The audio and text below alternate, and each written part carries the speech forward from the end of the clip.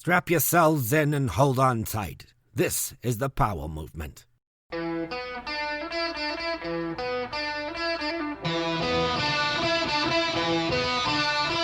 Welcome to the Powell Movement. I'm your host, Mike Powell, and this week is another week of me branching out.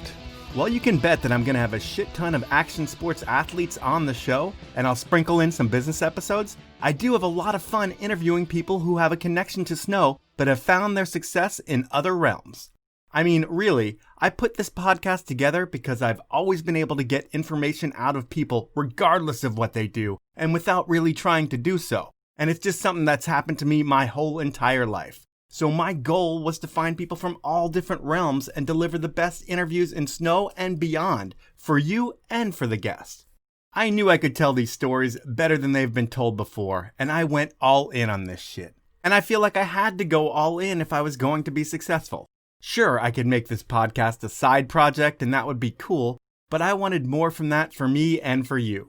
And over the past 4 years, I think I've delivered. I'm creating a living history of who these people are in and outside of action sports. And sure, there are other podcasts in the world of ski and snow, but there aren't many podcasts anywhere in Podcastville that put in the research and effort into creating a great interview.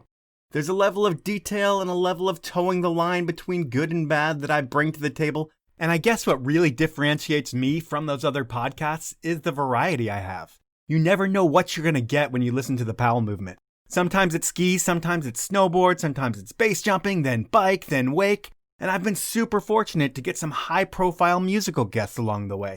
Jeff Ament, Dana Dane, Fletcher Draghi. And I realize I should re-record right now because I sound so douchey patting myself on the back a whole bunch. But I'm not going to because I try to nail these things in one take. And while I may sound like a douche, my guest this week is the furthest thing from that. Scott Ian is one of the godfathers of thrash metal and the face of the band Anthrax. Scott is a guitarist, a New York Jew, and a snowboarder, so I was stoked to get some time with a living fucking legend. Before we get into it, I want to ask you to do a few things for me. First, follow me on Instagram at The Powell Movement. If you listen, please do this as I'm trying to get to the 10,000 followers mark, and based on my downloads, it shouldn't be that hard. Speaking of my downloads, while I don't share numbers very often, I should let everyone know that we're about to hit the 1 million download mark in the next couple episodes, which is one of those things that I should be really excited about, but I really don't care. What gets me excited is when you subscribe to the podcast wherever you listen to it, so please do that for me. Finally, I want to thank my sponsors who make this thing happen. They are Stanley, the 10 Barrel Brewery, and Peter Glenn Ski and Sports. Now, it's time to chat with Meatloaf's son-in-law, Scott Ian. You and I share the same birthday, December 31st. Oh, right on. Yeah, and I don't know about you, but I was induced so my parents could save some money, and I was a tax deduction. And were your parents thinking the same thing, or was it naturally a New Year's birth? If I have my math right, I think I was actually born 9 months to the day of my parents getting married because their anniversary was March 31st. So I don't know that there was any planning for tax purposes or anything like that, but I do know that was the case as far as I was 9 months to the day of their wedding. Oh man, you gotta have fun trying. You can't just do it on night one of the marriage, but your parents did. What I found out with my birthday is it always sucks. It is New Year's for everyone and it's not really a birthday, and that's totally cool with me. I would think you experience that a lot of times. Have you had the big birthday blowout where people actually focus on you on New Year's Eve? People complain about having a birthday on New Year's or Christmas or whatever, but I guess I'm just a narcissist in that none of that matters to me. It's all about me on New Year's Eve. I know, I mean, in all seriousness, as a kid, it never affected it. And then certainly as an adult for years, like before my son was born, my wife and I, we had a small crew of us that would always go away over Christmas and New Year's, basically in order to celebrate my birthday. So it was always about having my birthday in Paris, or having my birthday in Hawaii, or having my birthday in New York, or having my birthday in San Francisco, and so on and so on. So for me, it's always been about my birthday. The New Year's is definitely a secondary thing as far as I'm concerned. Yeah, and it's crazy that you've done that probably, 55, 56 times now, because age is just a number, but it's batshit crazy that you're old enough to be putting out like a 30-year anniversary edition of one of your albums. Is that nuts to you? Yeah, and it's not even our first album. it's our fifth album because I mean we're coming up on our first album already had its 35th, so pretty soon we're going to be celebrating 40. Yeah, it's crazy because I never really think of it, or maybe better is I never really feel it in those terms. 3 decades, 30 years, that sounds like a really long time, but I don't feel it, honestly. When I think about those days, certainly the 80s, it doesn't feel that many lifetimes ago. And of course, I understand that it is, but it really does move fast, man. I've read this thing about how time is very elastic. So with certain things, they seem like it was yesterday, and other things, it seems like a lifetime ago or 10 lifetimes ago. But when it comes to band stuff, man, that spread, it doesn't seem like a long time ago. I can look back at things like I went to see Kiss at Madison Square Garden in 1977, right? In December of 77. That feels like a million years ago. I was just about to turn 14. That really feels like a different thing. But then from 77 until, let's say, the time we put our first album out in 84, well, that was only 7 years in that time span. I look back on that and I could think of from 77 to releasing our first album in 84, that might as well have been a million years, but it was only 7 years, right? But I think back now to Persistence of Time coming out in 1990, and that's 30 years ago. That doesn't feel like a long time. That 30 years went way faster than the 7 years between seeing Kiss in 77 and us releasing our first album. That might as well have been 1,000 years. So it's weird how it works in my brain anyway. I can totally imagine that. I mean, it's like everything was firing at one point and everything goes so fast, but when you're trying to make it all come together, it seems like it's slow and it's so long ago. But we've got you on the podcast because I talk to a lot of skiers and snowboarders and all kinds of different people from action sports. And your music has been featured in all kinds of ski, skate, bike movies over the past 3 decades. Do you have any idea when your music was first used, or is it just something that happened and you'd find out about later? Well, I mean, I really got into snowboarding early 90s. I moved to Huntington Beach from New York in like the end of 90, so 30 years ago. Celebrating another 30-year anniversary. And then I made a lot of friends when I moved there, and they were all surfers, and most of them already were riding. So they started taking me up to Big Bear and Snow Summit. And I just made a lot of friends in the industry pretty quickly because I was a guy in a band, and I was up there riding a lot in Southern California and going up to Mammoth a lot. And I can't tell you specifically when the first time music was used, but I did start getting asked by people like, "Hey, I'm making a video. Can we use a song?" And we would always say, "Yeah." I would just back then you'd have to fax a request or something. We're talking pre-internet, so they would fax it over to the management, and I would tell management, "Hey, expect a thing from so and so. They just want to use a song. There's no money involved. No one's making money on this. Not at that time, anyway."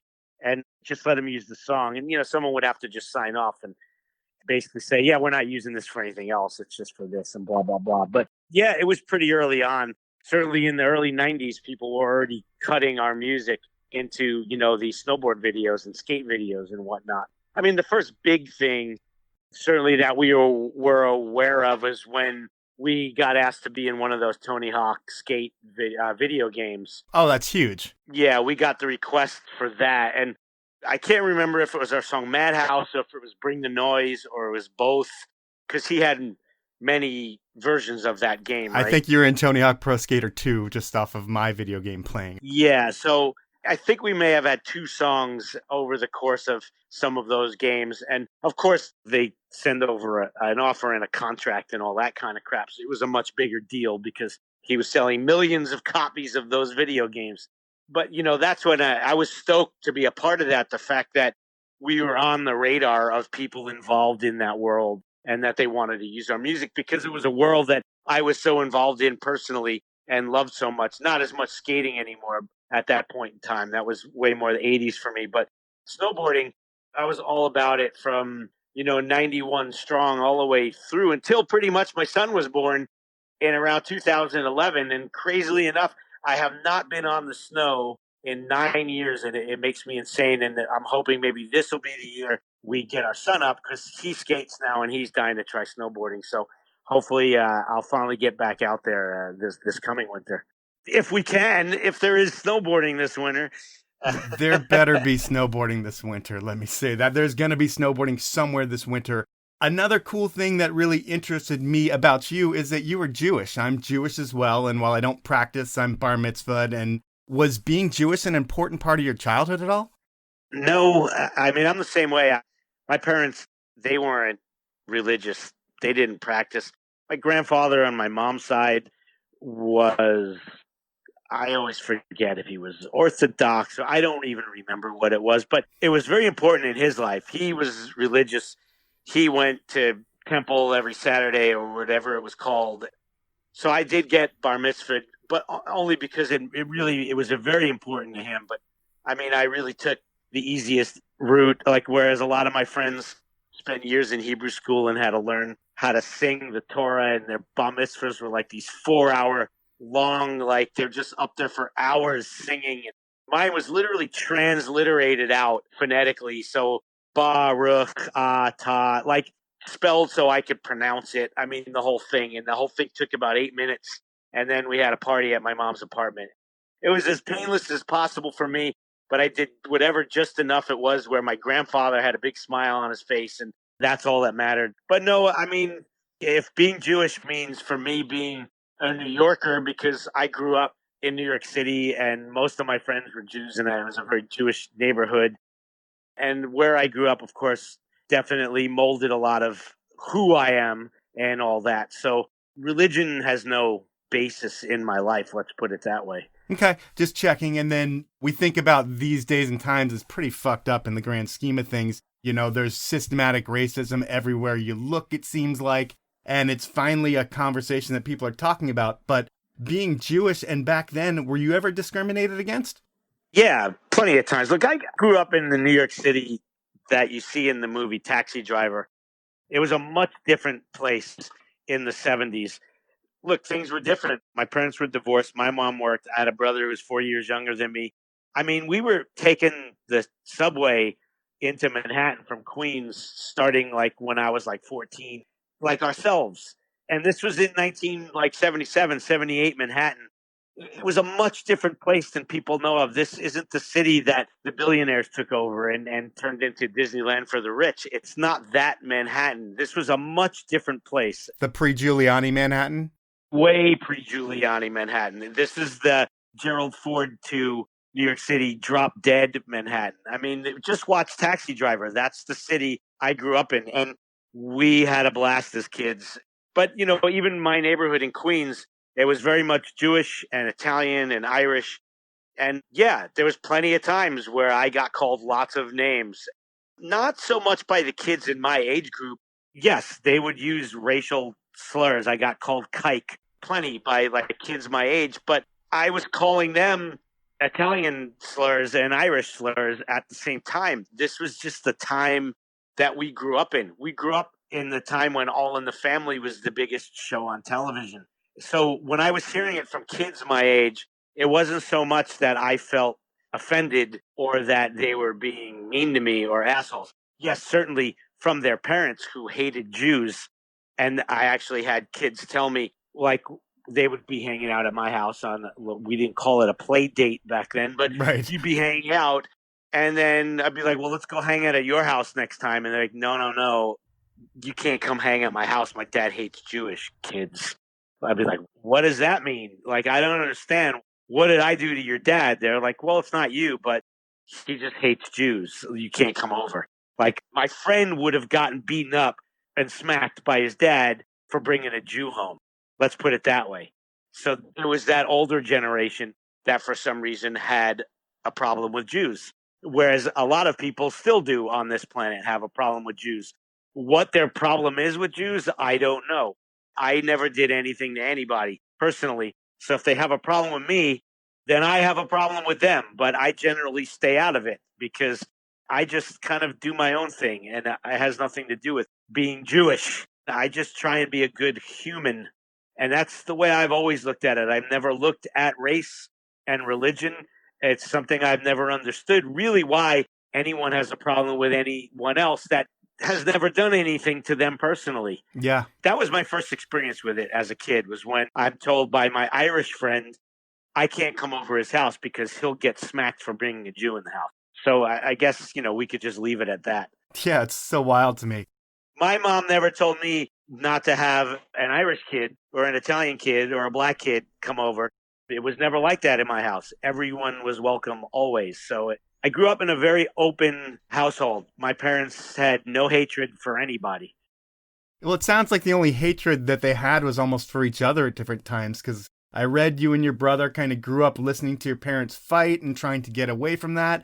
And then if that's not bad enough, right when you have friends and a whole routine going on, your parents move and get you out to Long Island, which kind of isolates you in that world. Is that when you pick up guitar for the first time and kind of escape the bullshit of home and learn how to play? Yeah, I did. My parents were together when we were on Long Island. That's certainly when their marriage went south. So yeah, I definitely found solace and solitude in the basement of that house on Long Island with a guitar, because my brother would be down there playing with G.I. Joes, and I could just sit down there and play guitar, and nobody would bother us.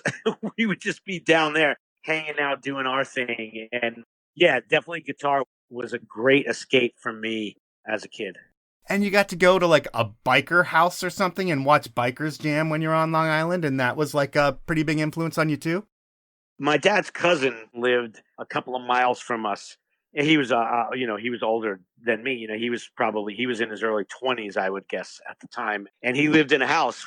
It was a bunch of long-haired biker dudes, and they would jam all the time. They had a whole setup in the basement of that house, and they would always jam. So it would be so much fun to go over there and just sit down there and watch these long-haired dudes rock out, basically. I had no idea what they were doing or playing, but I was very just wide-eyed sitting down there listening and watching because it just seemed so cool to me. Right. So it sounds like that doesn't last that long. Your parents do get divorced, which I guess is a good thing, and it's back to Queens. I think you live with your mom, but you still see your dad.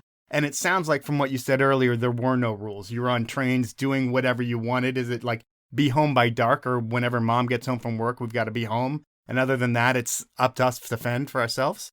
Yeah, basically, we would be home in time to get dinner ready even before my mom came home. And then we would kind of eat dinner together, and then we would go back out. And yeah, it was an amazing freedom to have, because both my brother and I both did well in school. There was nothing for my mom to be, she would worry if we stayed out too late or things like that, but we always let her know where we were. I mean, look, this was the late 70s. There was no cell phones. You could tell your mom, we're out in the back playing with our friends. And we'd be just out running around, having fun, playing games at night outside with our friends. These street games, there was this thing called Ringolevio, which it would take me too long to even explain it, but it was basically a really crazy fun version of a cross between hide and seek and tackle football with no pads. Okay. It was the really fun game that we would play most nights with 10 of us outside. And we were never worried about anything. It's seemingly there was never any of the worries. We never worried about being kidnapped or worried about pedophiles. Maybe because there was no internet, so you didn't have that shit in your face 24/7. There was the 6 o'clock news, and that was it. Mm-hmm. If you didn't see the news, well, maybe it was in the paper the next morning, but you didn't have access to the bad news going on our planet 24/7. This is pre all of that. So there is a little bit of ignorance is bliss, because I'm sure all of that existed. I'm sure there was just as many creeps out there as there are today. We didn't have access to it. We were ignorant to it. And we were smart kids. We were New York City kids. We had street smarts. If someone came over and started messing with us, you'd either run away or you'd start throwing rocks at them and then run away. We weren't stupid kids. We weren't innocent in the way that we didn't know how to take care of ourselves. We very much knew how to take care of ourselves. Now it's time to take a sponsor break and start with the 10 Barrel Brewery out of Bend, Oregon. I always go on and on about how 10 Barrel's roots are found in the mountains, skiing, snowboarding, biking, and how their mantra is drinking beer outside. I mean, 10 Barrel creates tons of events, puts out ski and snowboard movies each year that are legit. They sponsor an A-list group of athletes and cool shit like this podcast. They have always stayed true to who they are, and they get it when it comes to action sports, and of course they make some amazing beers.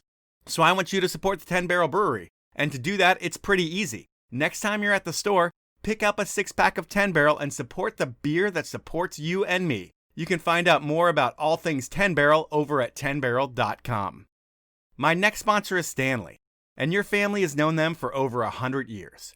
They are the brand that invented the category of keeping beverages hot and cold. You may remember that green bottle that your grandpa kept his coffee in. Well, that's a Stanley, and they make so much more than that these days. I swear by the pint glasses and water bottles, and that's just the start of their product collection. For listening to this podcast, I'm going to save you 30% on all of Stanley's product collection. Here's what you need to do. Head on over to stanley-pmi.com, do some shopping, and when you check out, enter the code DRINKFAST, that's all lowercase, all one word, and you'll save 30%. Please buy something, as Stanley is the best. Those are my sponsors. Now let's jump back into the podcast. I think you're like 5'7" now, but I'm sure when you were 14, you weren't the biggest dude of all your friends, so you had to be able to protect yourself, I would think. Yeah, but I always made friends with the biggest kids. So I learned that very early on, to roll with a crew of dudes bigger than me. I never really worried too much about that. And it's not, we weren't a gang or anything, but, you know, if you're out at 11 o'clock at night and some creep comes over and starts acting weird, and there's 10 of you and one of him, 10 kids with Stix could take on one creep any day of the week. And that's just how it was back then.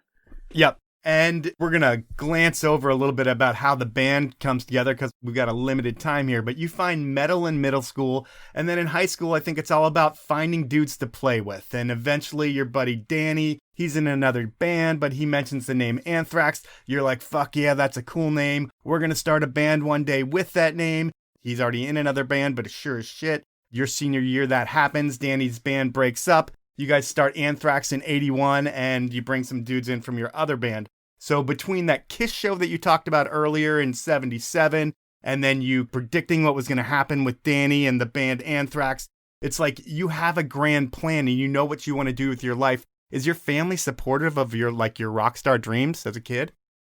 Well, I mean, when we're talking like pre-Anthrax, like pre-81, I don't think my mom was all too worried about me taking it as seriously as I knew I was taking it, because I knew I was going to finish high school and I knew I was going to college. And then what happened after that was kind of up in the air in my brain. Of course, that wasn't how it was in my mom's brain. Basically, my mom had a plan for me, which was high school, college, and then pretty specific jobs, whether it was going to be lawyer, doctor, dentist, her dream. But it wasn't my dream. Right. My dream was to make it happen in the band. So I knew I was going to start college, and I had no problem with going to college. It was something I was interested in. But what was going to come out of that was I had much more of a let's see what happens kind of attitude, because all my focus was going to be on making the band happen and going to school, and let's see what happens. So when we started at Anthrax in 81 and I started focusing on that, I quickly realized I need a job because I need money to buy equipment. I need money to make demos. I need to support myself and make the band happen, because the only way it's going to move forward is if I have money in my pocket to do this. So that's when college fell by the wayside, and I started working at my dad's office full time as a messenger, all unbeknownst to my mother, because I hadn't told her I had dropped out of school to work full time to make money to make the band happen. And after about 7-8 months of me not being in school, my dad said, you really need to tell your mother, because what are you going to do when it's time to go back to school for your sophomore year and you never finished your first year? And yeah, I know. And so I told my mom. She threw me out of the house, and I went and lived with my dad for the next 9 months or so, because that was my only choice. It was either that or be homeless. But it was easy. I moved back out to Long Island to my dad's house, and would take the train to the city every day with him and go to work, and then go straight to rehearsal every night. and then back out to Long Island. And in my brain, everything was about the band, and everything I did was to make the band move one tiny step forward every day. And I'm still doing that. It's still my focus is what are we doing today to move Anthrax forward? And it's still like that every day of the week. Before you can even think about moving the band forward, you guys have to get tight and kind of find your sound, and the lineup doesn't get finalized for a few years. But how long until you really realize you have something special where you guys are playing in a room and you're like, holy shit, we have it?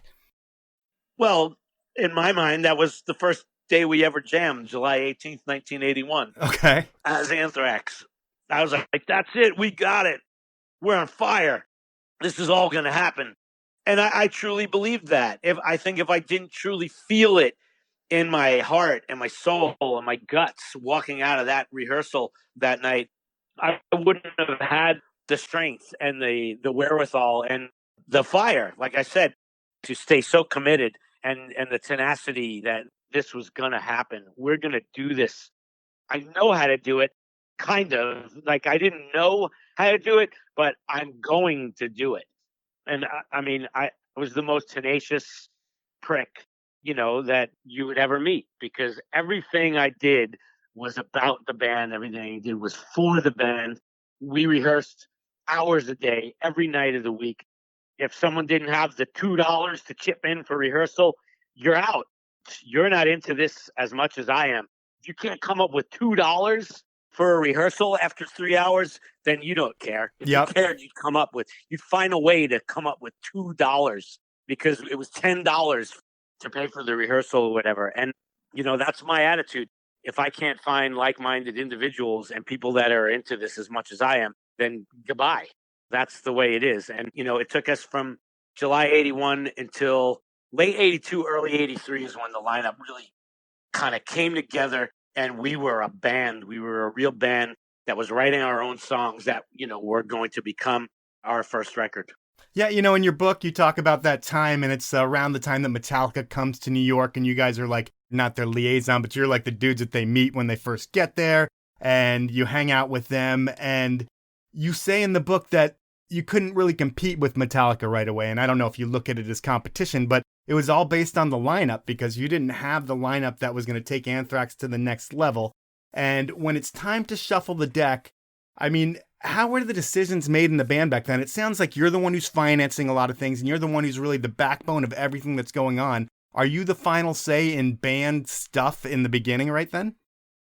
Well, to go back to the beginning of that, I never looked at it as a competition with Metallica. So to say we couldn't compete, it was creatively, because the four of them at that time, James and Dave and Cliff and Lars, they had already been together as a unit and out playing shows as part of a scene in the Bay Area, and had much more time together in the room hammering it out than we had at that point. And when I first saw them playing at the rehearsal room upstairs from ours in Queens, I would sit in the room just, with my jaw dropping, because they were so tight and it was so heavy and there was so much energy. I mean, the energy in that room was unbelievable. It was like literally putting your finger into a socket, but it wasn't painful, but your whole body would get charged with electricity. I mean, that's what I felt like when I'd walk out of the Metallica rehearsal back then. This is pre-Kill 'Em All, when they were still kind of honing and rehearsing those songs before they were going up to Rochester, New York to make the record. So we looked up to those guys and we were friends with those guys, and the camaraderie was wonderful. And then to address the rest of that, it was always very much a democracy, even though I probably certainly had the biggest mouth. And I was the guy financing a lot of it early on.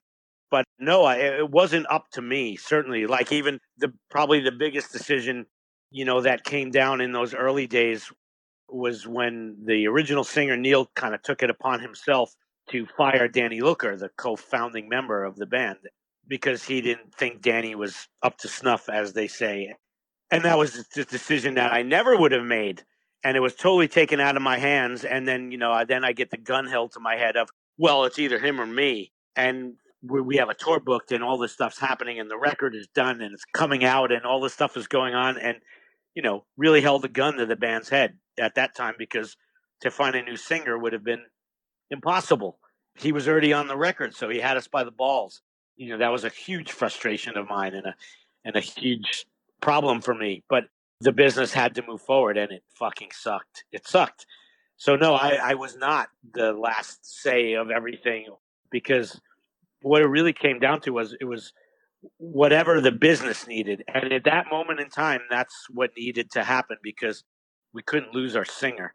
But I made sure that I would never be put in that situation again. Let's put it that way. Yeah, well, he kind of screwed. I mean, he comes in and he says, Danny's got to go or I'm going to go, which makes you lose almost a best friend right there. The dude that you start the band with, who names the band, which fucking sucks. And then it happens like you go into a show, I don't even, maybe Roseland, I can't remember where the show is, but it's like the night that you're going to lay down the groundwork for your record label to sign with the record label. And he has a problem with your manager and he turns into a total bitch again. And it seems like this happens with lead singers. When you hear about bands breaking up, it's not the rhythm guitarist who causes the problem in the band. It's the lead singer who has such an ego that causes a problem. And it sounds like that happens again right about when you're about to sign with the label. And your blood must be boiling. Like you want to kick his ass, but you can't because you have to finish the tour. I mean, all of this stuff is such obviously water under the bridge. But yeah, to go back to the beginning of our talk, it doesn't feel long ago to me, which is crazy. Only we're talking about 1984, yet I feel like it just happened. And especially, the the thing with Danny, I feel I could feel those feelings like it was yesterday. Yep. So look, the rest of us, we didn't get along with our singer. Us and Neil didn't get along, and we went out on tour that summer, and things just were falling apart. And we knew, the other four of us knew, and we had many discussions that, all right, when we get home from this, we're going to make a change, because we're never going to move forward as a band. We will never make a second record. This isn't going to happen. We will never succeed as Anthrax unless we make a change. So we already knew. So going into that Roseland show in August of '84, it was us and Metallica and Raven. And we knew every label in New York was coming. We were signed to Megaforce, but we knew all the majors at that point were scouting us. And we were all going to get signed from that show. We knew that was happening.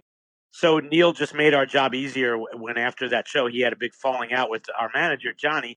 And he made it easier for us because he said, I will never do another thing with this band if Johnny's the manager. And we had no intention of firing Johnny. So it kind of made our job much easier at that point in time, because they're like, all right, you're not happy. Well, sorry to see you go, buddy. And, it was kind of as simple as that. Rarely in life does it work out where you can actually get the upper hand and say, fuck you, see you later, dude. Even though he thought he was like a lock in there because he's your singer. Right. What does the record labels think when you say you're firing your lead singer, but you're ready to sign this deal? I don't think they really knew or cared. I don't even think it was an issue, because Island Records wanted us. They just wanted to be in the Anthrax business. And I think they had faith in the fact that we would take care of our Anthrax business to move forward successfully. And we knew we would. We knew we would find a singer. And I think they just obviously had faith in us that we would, and things would go well, and it all did. Yeah. So you signed your contract with the record label, and it seems like a rite of passage in the music industry for a band to sign a terrible contract. And do you guys do that as well? No, it wasn't. Because, like I said, we already had a deal with Megaforce, which was our manager, Johnny. It was his label. He also had Metallica, and he had Raven and a whole bunch of other bands. But he knew, hey, the whole idea here, it's almost like this is the minor leagues and we're getting ready for the big leagues, because that's where the money is too. So we basically kind of kept, if you go back and look at Spreading the Disease and Among the Living, I think maybe all the stuff that came out on Island before we signed to Elektra, all the Island records, I think they say Megaforce Worldwide on it. So essentially what we did was we kind of kept our own indie world and then took it into what was then Island Records, which was part of the Warner Elektra Atlantic world, which was all part of Warner. So we kind of kept our little bubble and then took that to Island. And then the cool thing about Island was Island also had a very independent feel. It was owned by Chris Blackwell. He started his own record label, and it had lots of, that's where U2 started out. And, when they started out, they were a super indie band. So the whole label and all the music that was on Island at the time in the 80s was very, very much indie based. So even though we're not an indie band, so to speak, we're a metal band, but we were able to keep our control over what we were doing. It wasn't like we just signed away the rights and now all of a sudden we're going to have some jackass at a label who has no idea what we're doing telling us how to write songs or telling us how our record should sound or any of that, which 1,000 other bands went through from our time, metal bands who end up on a label and they've got some A&R guy sitting in the studio with them telling them what to do. We were never going to let that happen. And we were able to keep that power and keep that control. That's very important, just to be able to do what you want to do. And I am surprised that you signed a good contract, because any other musicians I've talked to usually sign a bad one first. But speaking of money, I talk to all the athletes I interview about money, and I would say it makes a lot of my guests uncomfortable. And I would say in my little bubble of athletes, probably the most anybody makes in a year is like $500,000, because the action sports athletes are not paid what the real athletes are paid for per se, and it sucks for them unless you're Tony Hawk, where you make a ton of money. But most people aren't Tony Hawk. But in your world, people openly talk and speculate about what you make. Have you seen the websites that post what they believe you are to be worth? No, I have not. Well, there are sites that you can type your name in and they will tell your net worth. And I looked at one the other day and it says that you are worth $6 million. And whether that's true or not, whatever, it made me think that if you're worth $6 million, what are the other faces of the bands in the Big Four? What are they making? I love it. I'm the $6 million man, huh? You are the $6 million man. Tom Araya, he is listed at $14 million. Mustaine is at $18 million. Do you want to take a guess what Hetfield's at? Well, those guys, I mean, realistically, I would say if I had a guess, I'm going to guess what he's worth. It'd have to be like 400 or 500 million. Man, you overestimated, but it said 300 million. Oh. And this is based on a website that doesn't know shit. No, I know. I wonder how they gauge that kind of stuff. It's interesting. Then I know people Googling me thinking I was worth, some shit ton of money. I mean, if I think about all the shit that I have in storage alone, because I have like multiple storage units of stuff, I probably have $6 million worth of Anthrax t-shirts from the 80s, because that 80s stuff now, you see metal band t-shirts from the 80s selling for $300. I know, it's crazy. I probably have $6 million in merch. Not just mine, but all the Metallica and Iron Maiden stuff I have from the 80s that I collected over the years. I mean, I know Maiden stuff goes for crazy money. So just based on that, I'm going to have to say they might be off. I'm fucking with you. But, I don't know. I mean, I would say that the music world is much like the action sports world.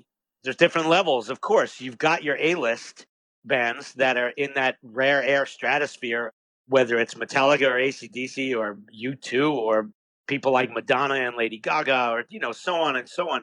Look, once you're in a band that's playing arenas and up, arenas and or stadiums, and you're the headliner, you're making Michael Jordan money. You're in that world.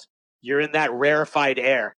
And then there's like the rest of us that are in the middle class. And I guess I would put us in there. The fact that I'm a working musician who could pay his bills is rare, because there's way more people that can't even do that are playing music that have to work another job because they can't pay their bills. But I can play music and pay my bills. And that's all I've ever wanted, was to be able to make music and play music and be able to do that with my life and sustain that. That's all I've ever wanted. We've always said with Anthrax, we're a blue-collar band. We go to work every day, whether we're on tour or not, to keep our brand moving forward. Would I complain if I was in that A-list of? No, of course I wouldn't complain. But that's not where we are. We are where we are, and I've got no complaints because I'm a working musician and I can live off being in a band. And to have accomplished that, I think is, that's the whole battle right there. Now it is time for my last sponsor break, and my final sponsor is Peter Glenn Ski and Sports. For over 60 years, they have been getting people on the snow, in the water, and on the pavement. Not only have they provided a great retail experience, they also play against the big internet guys. Over on their website, peterglenn.com, you'll find great brands, great products, and deals. Peter Glenn also offers shipping on orders over $49. They'll match the price found at other websites. If you need something ski, snowboard, wakeboard, or inline skate related, head on over to peterglenn.com. Those are my sponsors. Now let's get back into the podcast. There are definitely some fortunes that come your way that hopefully you're able to do some cool shit with. Were you able to buy your mom or dad something cool to appreciate like your childhood? Where they can be proud of what you did? Do you do anything like that? Nothing like a house or anything like that. No. Okay, just put checking. it that way. No, nothing on that level. If I could, I would buy my mother a house if I could, but I can't. All right. Well, you're doing so much stuff. I figure one of these days you probably can, because you've got so many different streams coming in from spoken word to other things, but you don't get into this thing for money. It's about the music, and I would think a feeling. And I can imagine there aren't too many things in life, maybe taking some drugs for the first time, but there's not many things that can replicate the feeling of being in front of a huge, insane crowd, cheering from you and singing along and moshing. Do you remember the first show that you played where the audience just added another level, where even thinking back makes like the hairs on your arm raise? I mean, a specific show, there's There's so many, but I mean, was there one first one that you were like... yeah, I would say that Roseland show in August of 84 was certainly a game changer on so many levels, because you had 3 independent bands. None of us were on a major label yet. And we sold out 3,500 tickets at Roseland Ballroom, like instantly, with zero promotion. The show went on sale and it sold out based on the interest in the names and the fact that we had been working so hard to build ourselves up and get our names out there and our sound out there over the previous 2 years from 82 to 84. And the scene that was bubbling around us and that we were a part of had become so strong, it enabled us to sell those tickets. So walking on stage that night, because we were on tour up till that summer, it was our first time playing around the States, and every show was great for us. The fact that we were in a van traveling around the States and kids in other cities knew our songs and wanted to come see us, and we're connecting with what we were doing. Kids in LA and kids in San Francisco and kids in Chicago and kids in Milwaukee and Pittsburgh and all over the place. San Francisco being the craziest of all the gigs, because the Bay Area thrash scene was insane. So we had never seen anything as physical as that, with the kids head walking and stage diving and all that. But the Roseland show, which ended that tour, to walk on stage as our hometown show, as the New Yorkers on the bill, and have that packed place going so insane for what we were doing and them singing along to our songs, it was mind-blowing, because it was kind of like, wow, just a few months ago, we were lucky if there was 40 kids in a club, seemingly. I mean, I'm not kidding. Yeah. In late 83, Anthrax and Metallica were playing clubs in New Jersey to 40, 60 people. Cut to 7-8 months later, we got 3,500 people packed at the Roseland. It was definitely a sense of, holy shit, we are riding a wave here. It was mind-blowing. Even knowing that we were making that change of singers and everything, I felt like my feet didn't touch the floor that whole night. And we walked off stage like, oh my God, this is really happening. There's something going on here. It was the same feeling I had as a kid, like discovering Motorhead in 1980 and Iron Maiden, and being a part of that scene as a fan, and, seeing Maiden for the first time opening for Priest, and being there down front for Maiden when most of the place was still there for Judas Priest only. But I was down there with my friends cheering for Maiden, and then, a year later, Maiden's headlining Madison Square Garden. And it was that feeling, of just like, wow, we're really a part of something here. I mean, I would have to say, would be the first time, certainly, that happened. Okay, and then one event that doesn't go so well, and it ties back into action sports, is the Red Bull Snow Scraper event. They bring like a big air to New York City, and you're able to talk Chuck D into coming out and performing with you, and the thing runs a little bit late, and you get maybe a song or two, and when Chuck D comes out, they pull the plug on everything.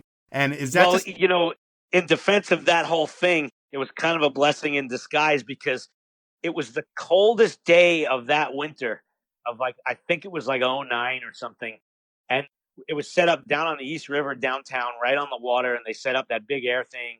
Shaun White was there. It was like a big deal. Huge names are there. Yeah, and I'm a big fan of all that stuff. So the fact that Shaun White was like hanging out in our trailer with us was like, holy shit, this is insane. But it was, I mean, no shit. It was like -5 outside when the sun went down and the wind is blowing off the river. So it was fucking freezing, right? And we're supposed to go up and play like 20 minutes once the contest is over to end the night. And yeah, everything was running late because it was so cold and windy and shitty out. So yeah, by the time we got on stage, they brought those heaters in that they use like for NFL games in the wintertime, those big heaters blowing on the side. But you're trying to stand out there and play and your hands are just frozen and they hurt. And then, you can't stand right in front of the heater because then it's literally melting you. So there was no middle ground there. So yeah, we did like one song and it was brutal. And there's like, a few hundred people standing out there braving this brutal, like with the wind blowing, it had to be like -15 or 20 or something. I can't even imagine how bad it sounded with the wind blowing. And then we were like, fuck it, cut the next song. Let's just go straight to Bring the Noise. And Chuck came out and we start the song. And then, yeah, we realized the plug was pulled because like all the monitors went off and everything. And then we were like, let's get out of here. And we ran back to our beautiful heated trailer. And we're all in there like huddled together. Like, what happened? When finally our sound man came in and he said the cops literally walked onto the sound platform out front and looked at him and said, unplug it. And he said, no. And they said, if we do it, you're going to jail. So our sound man unplugged it and it basically turned it off. And that was that. And we were like, thank God you did. We couldn't stand up there for another second. And from here, we've been going for a little while. I have something that ends the show. So while we could tell the rest of your band story, although we'd never have the time to do it, really, you can look at it as you get a new singer, the band blows up, there's a series of recording, touring, traveling, side projects. There's a lot of rock star shit that goes on, and everybody can get your latest book or the book you put out a couple years ago that tells all the debaucherous stories of what happened in your life. We don't have to talk about them here. At this point, I have something that I call Inappropriate Questions. And what I do is I get somebody that you know, and in this case, it is Steve Nilsson from Liquid Death, and he's known as Stix to everybody, so that's probably how you know him as well. And he hooked us up for this interview, but he also came up with 3 inappropriate questions. So I have recorded them. I'm going to cue them up for you right now. And we will go through his questions, and I will cue up question number 1 for you right now. All right, I'll do my best. Scott, what's the craziest thing a groupie has ever offered you? The sex way would be so easy. That's what you expect. But is like a fan or groupie or anybody just come on the road and been like, here's my pet this, or just had some weird thing they wanted to give you, like a physical item? Sadly, no. We were in the wrong genre of music for that type. I mean, granted, yes, there were groupies. I'm not going to say there weren't. But we were a bunch of like hairy dudes playing thrash metal at the same time as you had Bon Jovi and Motley and Skid Row and that kind of stuff going on in the 80s. That's where the girls were going. We were playing the wrong kind of music. So that's the one area where we don't have the crazy stories, like people want to hear or expect. I mean, the craziest thing that ever happened groupie-wise, and it wasn't even to me, but we had a girl, we were on a tour in Japan, and an Australian girl, it turned out she was obsessed with our bass player, Frankie, and we didn't even know, but the Japanese promoter told us one night, we got a call from the police in Australia that there's an Australian girl here. She's been at every show. She ran away from home to follow the band on tour, and she's been telling her parents that she's running away with your bass player to get married, and she's moving back to the United States. And we'd never even seen this girl, but she was in Japan. She did run away from home. I guess she had her parents' credit card or something. And she was coming to shows and stuff, but we never saw her or met her. And then she was telling her parents, when the band gets to Australia, I'm going to bring them to the house. You'll see how great he is. We're getting married. It was crazy. And then we got to Australia, and like some detective came and was asking a whole bunch of questions, and they didn't think we had anything to do with it. They were doing their due diligence, I guess. And eventually they found the girl and they brought her home. But that was the craziest thing. Like, even just kind of adjacent to, because we never actually connected with this in any way other than some crazy girl had it in her head that this was happening.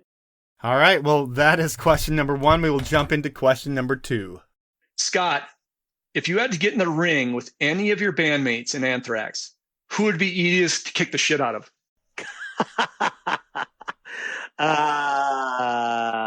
I'll say John, our lead guitar player.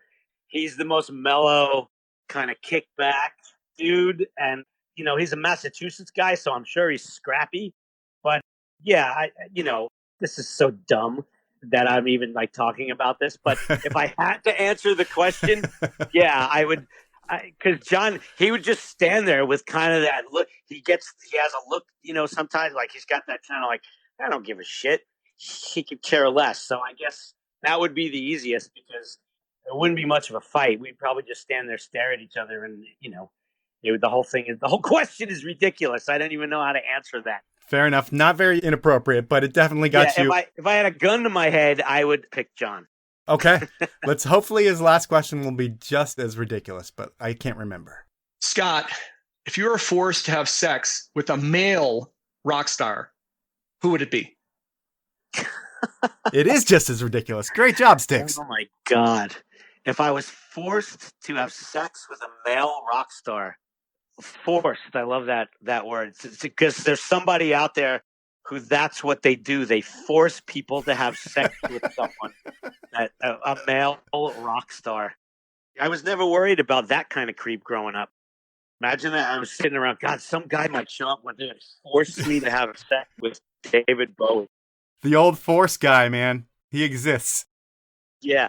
You know what? I'll say David Bowie. He's fucking awesome. There you go. David Bowie. All right. Well, those are your inappropriate questions. And I want to thank you for your time. I think we're right in the window that we said we would be. We covered about 10% of your life and times. But you know what? That's amazing because you've done so much shit that we can only talk about 10% of it in an hour. That's something to be proud of. And I thank you for your time, man. And enjoy the rest of your time on the East Coast. Oh, yeah. Right on, man. Thank you. So that was Time with Scott Ian, and while that was a cool interview, and I feel like I got some interesting stuff out of Scott, I know I could have had more. I had some really great questions. Shit I really wanted to know, but I wasted my time on Scott's background. Like I even care. What I really wanted to know about was how a dude who was a rap metal pioneer, laying shit down with Chuck D and Public Enemy, how he stopped listening to rap come 94-ish. I also want to know what he thinks of the evolution of rap metal, and being that Scott's a comic and character guy, who his favorite modern masked metal dudes are. There was also a lot I didn't ask about snowboarding, like what other metal dudes does he go on shred trips with? There's just so much stuff that I didn't ask, and my problem is worrying about time. If I didn't think about respecting Scott's time, I would have asked that stuff and so much more. And next time I need to remember, do not respect the guest's time, get all the information you can get out of them, and I'll try to make that happen on my next interview regardless of who that is. But I still like this one, and I hope you did too. That's the podcast for this week. I want to thank you for listening, ask you to rate me on iTunes or whatever platform you listen to me on. If it's on iTunes, here's what you need to do, and it only takes a minute. Even less if you have fast fingers. So whether you subscribe to the podcast or not, you need to do these steps. First, click the podcast button on your iPhone, then hit the search icon, search for the Powell Movement, click my logo, scroll down to where you see the stars, give it 5 stars, and you're done. It's very helpful for my self-esteem, which based on the intro you can tell needs a boost, and it should help the show grow. Thanks for doing that, and thank you to my sponsors Stanley, Peter Glenn Ski and Sports, and the 10 Barrel Brewery for supporting the show. Have a great week, everyone.